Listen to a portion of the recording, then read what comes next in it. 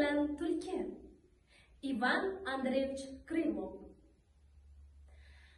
Degan xushomadning hamishakasi, bu gapni donolar ko'p aytgan asli. Qilinmaski amal axir ne foyda, doim xushomad qo'y pichog'i moyda. Qarg'a topib olib bir kuni pishloq, qarag'ay shoxiga qo'ndi-yu shu choq.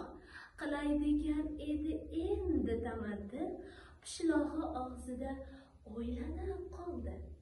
Baxtga qarshi qarang, shu yaqin yerdan tulki chopib o'tardi birdan.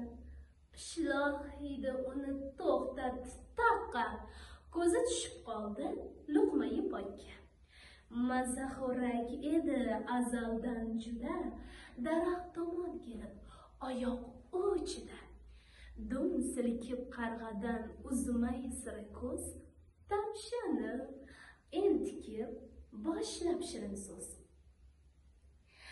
Jonim, girgittoning bo'lay qoqildi, dol bo'yinchang, bo'shaqlo ko'zlar, ta'rifga so'z yo'g'i to'ldiq.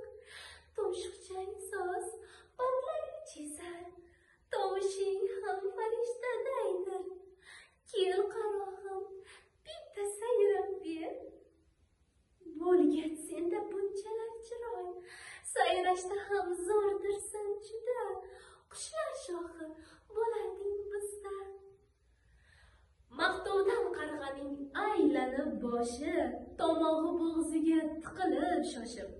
Bunday xushomadga bo'lib mahliyo, bor ovozla